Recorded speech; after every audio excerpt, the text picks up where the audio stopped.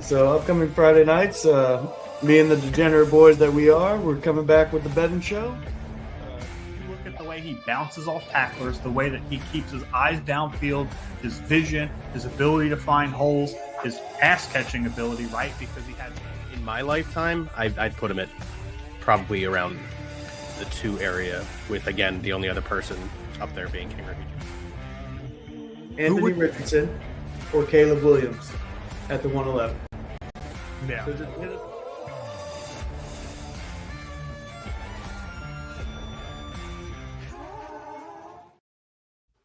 Ladies and gentlemen, welcome back to another episode of B.S.ing Sports here on the B.S.ing Network, where we do a little BS and we talk a whole lot of sports. With me, as always, on my Philly recap shows is Ryan. Ryan, how are you today?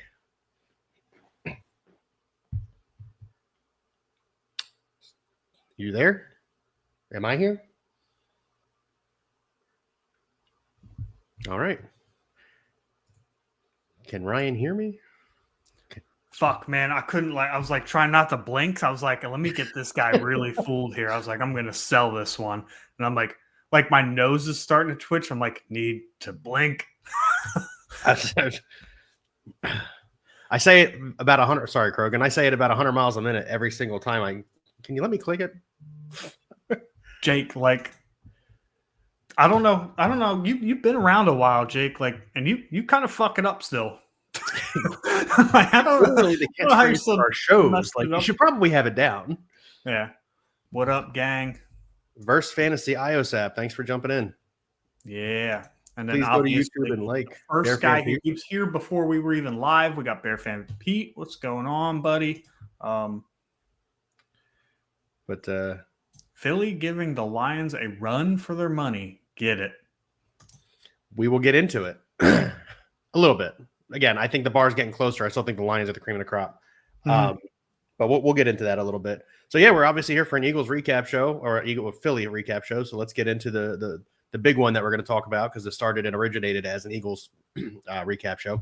Eagles beat the Rams 37-20 in really, really, really, really, really convincing fashion from the second quarter on. Yeah. Yeah, that was a great synopsis, man. They beat the shit out of them. And when I say they, I mean the defense, Saquon Barkley. Yeah, and I mean, there were a couple, we can discuss it a little bit. We obviously don't really need to get into the referees. There were a couple of really soft calls that led to scoring drives for the Rams. So really the score is not indicative of how dominant the Eagles were in this game. The only reason it feels like the Rams scored was because of some weird phantom penalties that didn't actually exist, especially the 3rd and long one on Isaiah Rodgers after they started picking on him. Mm-hmm. That wasn't PI. There was a lot of interesting calls in that game on both sides. I feel like most of the calls were pretty ticky-tacky at best. I didn't like the officiating on either side. But yeah, that's fair. That's fair. I would agree with that. We did it last week, and it went really well for us. So let's go with the defense first before we get into the offensive standouts. Unfortunately, Quinyon Mitchell gives up in garbage time his first touchdown of the season. It's week 12, and he's a rookie corner in the NFL. I'm taking that. So I found something very interesting. I didn't watch too much of the fourth quarter. I was kind of going to bed. 5 a.m. comes early. I did watch the recap, the highlights, so I saw the touchdown. At that point, they were playing shell cover 3, and the Rams had the perfect play call for it. They ran Cooper Kupp right up the seam, and you always attack the seams in cover 3. That's the way. It's the way to do it. But the first drive of the game, they attacked Quinyon Mitchell with an in route to Puka, and you heard the announcer say you couldn't play any better defense than what Quinyon Mitchell had. And I think they kind of realized at that point, okay, this is going to be a bit of a dogfight thrown to this side of the field, and they definitely turned their attention more towards Slay. Yeah. They even tried to attack Cooper DeJean on a slot route to Cooper Kupp, where we have seen him beat people many a times, and DeJean almost bullied him out of the route. And mind you, Cooper Kupp 6'2", 205. He's a pretty big dude. And he got pushed off the route by Cooper DeJean, ended up being an incomplete pass. So what I saw from those two, the Rams saw the same thing that we've been saying about all year is they saw that side of the field and then they went that way. Yeah. The whole game. Yeah. And I mean, again, these are rookies in the NFL outshining some of the biggest stars in the game, Cooper Kupp, Mike Evans, like these two very good draft picks by Howie Roseman, something that we don't get to say very often out of a draft. Two very good draft picks by Howie Roseman there. I was pretty critical, not on the show, but like pretty early in the season. I was very critical of Howie's moves in the offseason and early in the season, particularly giving up a third-round pick in Jahan Dotson for a guy who just isn't contributing anything. But yeah, he nailed the draft here. The draft, obviously we have many years to go. Anything can happen, but through 12 weeks, with DeJean and Quinion Mitchell, they are as good, if not better than advertised. Arguably the best two cornerbacks in the draft at the time when they were picked. They're looking like two pretty damn good cornerbacks. Yeah, I would agree. Unfortunately, on the defensive side of the ball, I think Hawkins just said it in the chat. Brandon Graham possibly ended his career on Sunday night. He has a torn tricep. He was on WIP earlier today, very emotional about it.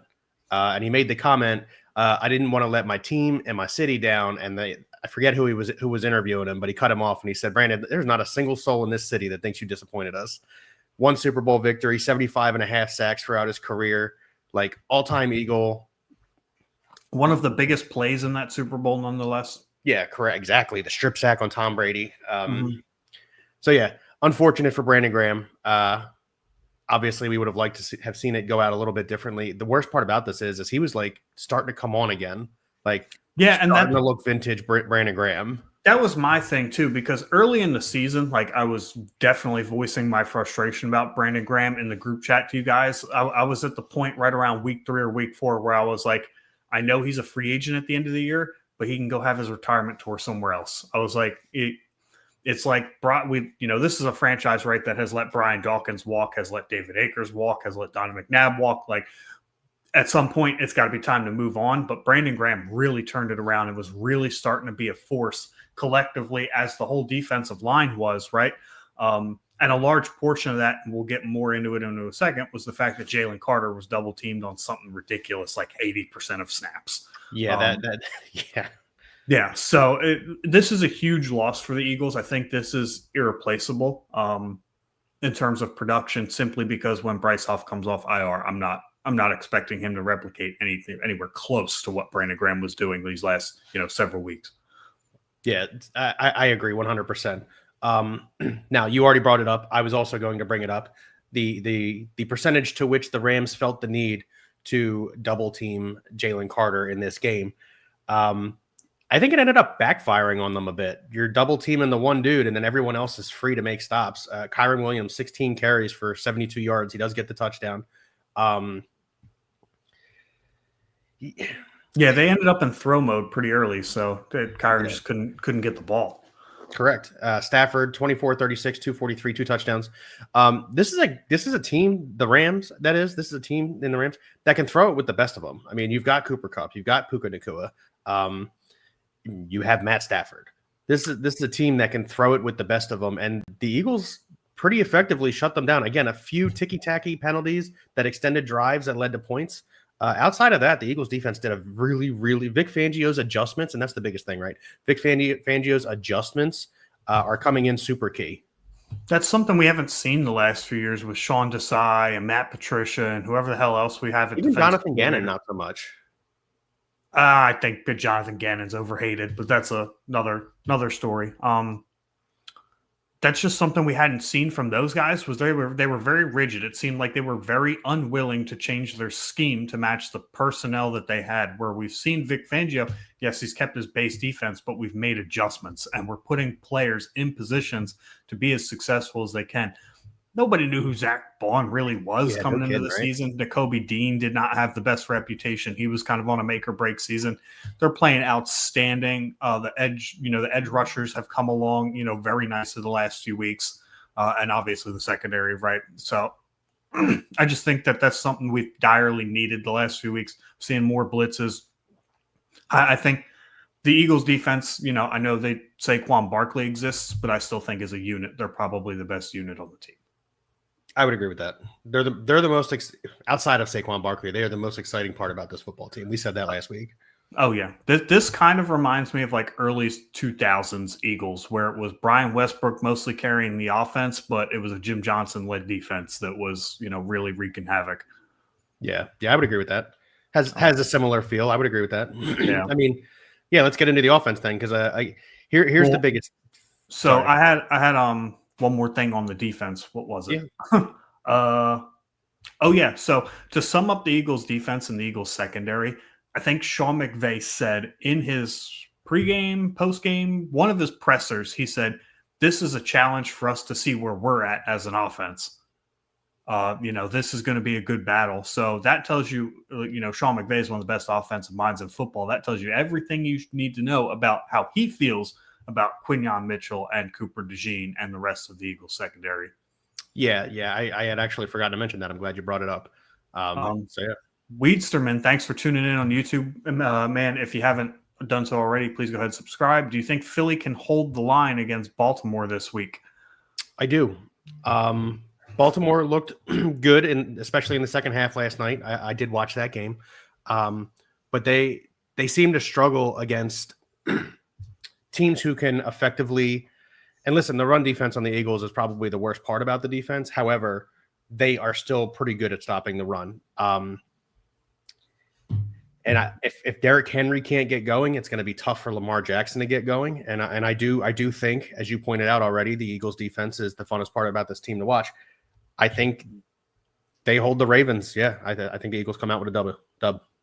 I think this will be their most interesting challenge matchup-wise because of how run-heavy and dedicated to the run the Ravens are.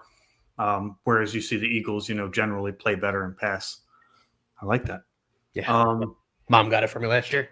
Yeah, so I think this will be the most intriguing matchup for the Eagles, probably the remainder of the season. This will be, a real test. As we all know, Lamar has only had one loss in his career to NFC teams, and ironically, that was the New York Giants led by Daniel Jones. But yeah, so do I think they can hold the line? Yes, because as good as Baltimore's playing, I do think the Eagles are kind of a tier up right now. We're talking about a team, and we'll get into the offense in a second, but this is a good transition stat. It has been 75 years since a team has had 150 plus rushing yards and 2+ touchdowns in 6 straight games. And the Eagles did it. Wasn't the last team that did it the Philadelphia Eagles? I have no idea. I think it was. I think I saw that too earlier. I wasn't alive 75 years ago. That's fair. That's fair. But all right, let's shift over to the offensive side of the football before we get into the two players that we're going to talk about. The same two players we talk about every week. I want to talk about the adjustments that Kellen Moore is making and how they benefited the Eagles offense. And we talked about this a little bit last week and a little bit the week before, but it was super evident in this game, and partially because Barkley has 2 70+ yard runs for touchdowns, right? They're not asking Jalen Hurts to do too much. And that's what's making them as successful as they are right now. You're effectively not just taking the ball out of his hands, you're effectively taking the ball out of his hands and not making him be forced to make super hardcore plays or this what is it? What would you call it? Glory or bust situation. And Kellen Moore recognized it about halfway through the season and was like, "Oh, I figured it out." So I don't think it was so much Kellen Moore figuring it out. So over the bye week, it was reported that Lane Johnson, Landon Dickerson, and members of the Eagles offensive line went to Nick Sirianni and said, "Hey, we need to get back to our roots. We need to run the football." And that's what that offensive line does. They push people off the line. There is a reason that Saquon Barkley leads the NFL in yards before contact at 740, which any running back who has 740 rushing yards this year, is having a pretty good year. He has 740 yards before he gets touched. That's just insane. And yes, he had 2 very long touchdown runs of 70+ yards. I think if you take both of those away, just flat out take him off the stat sheet, he still ends up with 90 rushing yards for the game, which is still a really good game. It would still be 110 rushing yards. Yeah, he's a beast, man. And to your point, they don't need Jalen Hurts to do a lot. I don't know what this infatuation with quarterbacks have to win the game. Why? Why do I care that Jalen Hurts is throwing 15 passes a game if we just beat the shit out of somebody who's fighting for a playoff spot. I don't care how we win. I care that we won. I think AJ Brown probably said it best. This guy Saquon, he's taking reps from us, and we're happy about it. Like last year when AJ wasn't getting his reps, he was all kinds of pissed off because they were losing. This year he's not getting his reps. They're 9-2. He looks a lot happier. Jalen Hurts even threw a smile on the second touchdown run. I saw that too. I was like, oh, hey-oh. Didn't see that coming. That's the other thing that I wanted to bring up. This team is having fun right now. Last year, it didn't look like they were enjoying it. It looked like they were forcing themselves through the motions. This year, they're out there. They're energetic. After the game, they're all like smiles and hugs and hand waves. It wasn't like that last year. Specifically, Jalen Hurts. All right. And this year, it's fun. It's good to see them having fun because when you're having fun, the game is easier for you. I have a scenario for you. Okay. So Saquon Barkley's on pace for 2,140 rushing yards this year. That would be above Eric Dickerson. Eagles clinch a playoff spot Mm-hmm. before week 18. He's sitting at, we'll say, 1,950 yards. Are you going to run him out there for 50 yards in a meaningless week 18 game?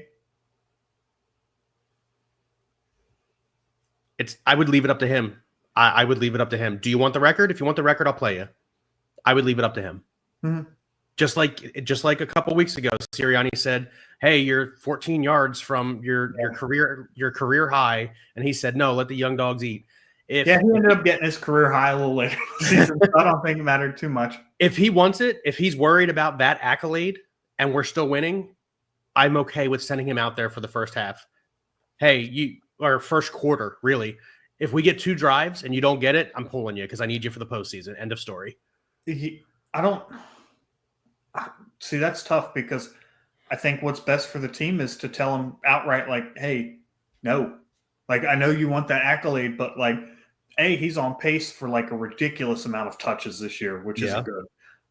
B, I need you healthy for the postseason. So if that means you got to take 1, maybe 2 weeks off in a row, that's fine. I'm not particularly a big fan of the individual accolades. No, I'm not particularly a big fan. Like if the Eagles clinch the number 1 seed, which obviously, they have to clear the hump of Detroit and like hoping that they get through that. But if they clear the number 1 seed before week 18, I'm not a big fan of sitting guys for 2 weeks in a row. Something about that doesn't like sit right with me. So maybe give the starters a drive or 2 anyway, but I don't know. That's such a weird situation. I mean, we'll have to get there when that time comes. But yeah.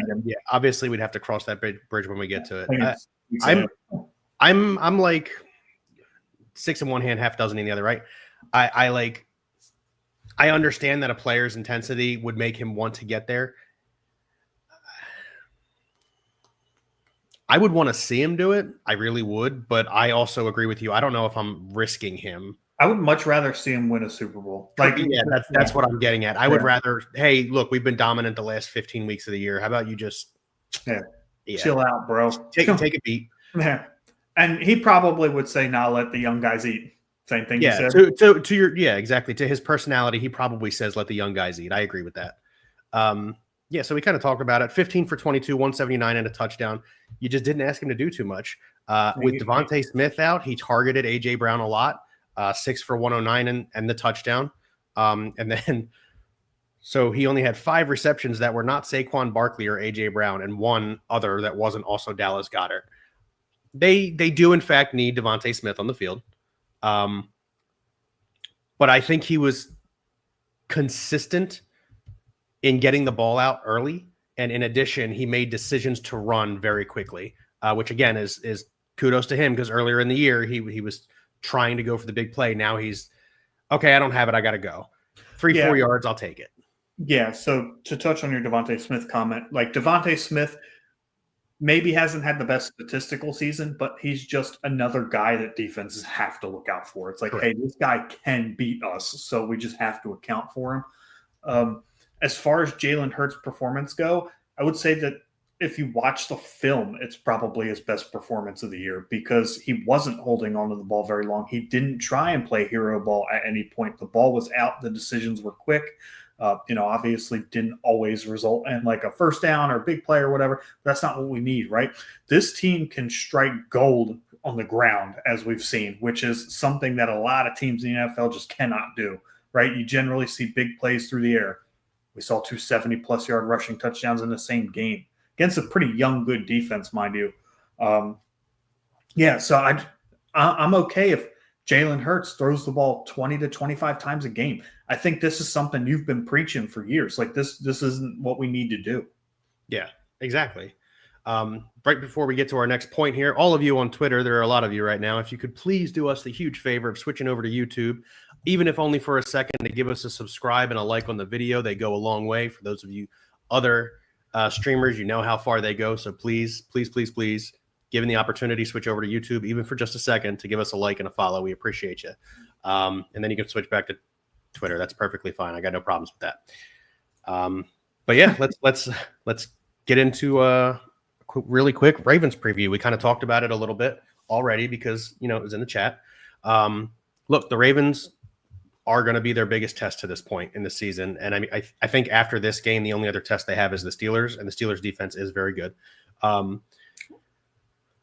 I do see, look, if anybody on the planet thinks Derrick Henry's not running for over 100 yards, you'd be wrong. However, I think they find a way to minimize the way he runs over 100 yards. He's not getting 7 to 10 yard clips like he was last night against the Chargers. That's what I mean by they'll slow Derrick Henry down.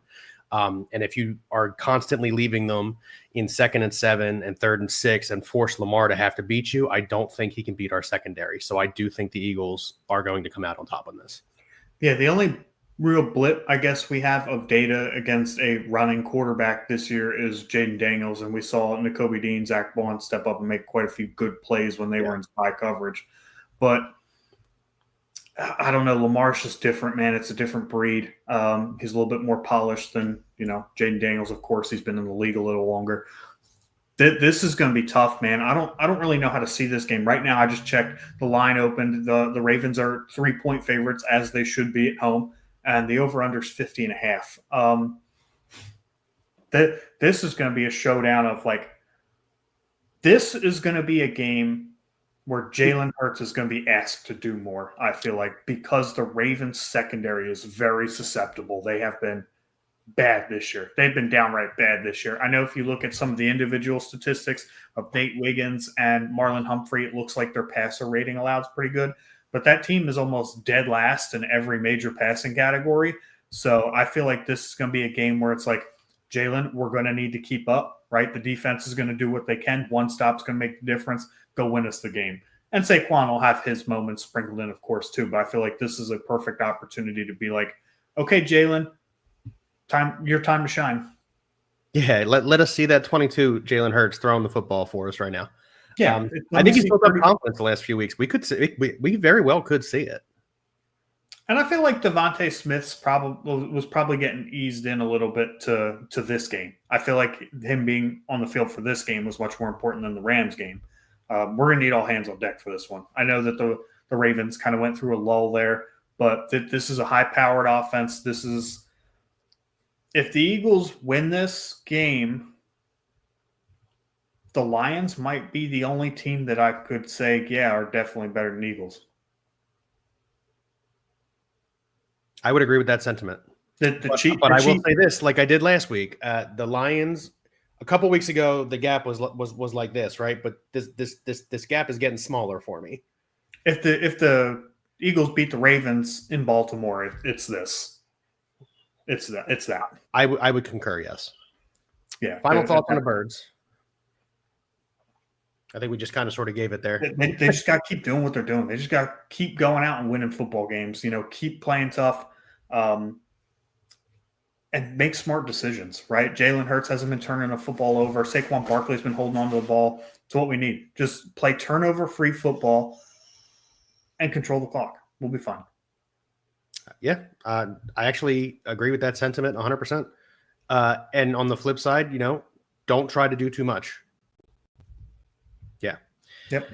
Moving on to the Flyers. They are 1-1-1 since we talked to you last on them. They lost to the Hurricanes 4-1 on Wednesday of last week. Then they had a little bit of a break there. Then they come back down. They come back from down 2-0 against the Blackhawks to win in overtime on Saturday, and then last night, unfortunately, they lose in a shootout to the Golden Knights. But that's 3 points in 6 games against 2 good teams and a decent team.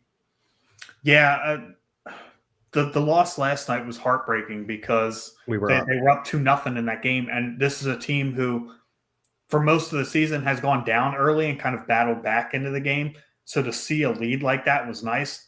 But they've got to figure out the second period, because the second period has just been a nightmare. I think they have the worst goal differential in the NFL or in the NHL in the second period. Sorry, I didn't switch the gears all the way there yet. Yeah, they got to figure out the second period, man. That's what's really been killing them. Allowed 3 goals in the second period against the Knights yesterday. And the Knights are a very good team, so I'm okay taking a point from them. But how it happened, it's like good teams find ways to win those games, right? You're a fringe playoff team because you can't win games like that. Yeah, I would agree with everything you just said there. To your point, the Golden Knights are a good team. They're 2 years removed from a Stanley Cup. Eichel is one of the best players in the league. And you come out to a really quick 2-0 lead. Kind of got to hold that. But here's what I've seen from the Flyers in the games that I've been able to watch. Is, and to my old man's credit, because he says it in the chat with us constantly, they don't have a quit gear. They never give up. They're constantly fighting, constantly trying to stay in games, and they're cleaning up how they're playing their games. Less mistakes, less turnovers in their own zone, taking advantage of when you got a guy in the middle of the ice waiting for the puck. I think they're still coming together, and they will get better. You said it, fringe playoff team. And every week I kind of fluctuate on this. I agree that they are a fringe playoff team, and I think they continue to get better. And as they continue to get better, the playoff picture obviously becomes more clear. Yeah, and we've gotten some better goaltending from Fedotov. Kolosov's done an okay job filling in when he needs to. This team needs Sam Ersson back. He was playing fantastic. He was playing fantastic last year for most of the year too. So they need him back. And the reality is they're a young team, right? They're going to have losses like this, especially against teams in different tiers like the Golden Knights. But as they continue to develop throughout the season, a benchmark, kind of like how I referenced the benchmark, prior to the bye for the Eagles and the Eagles defense against the Atlanta Falcons and how they've changed now.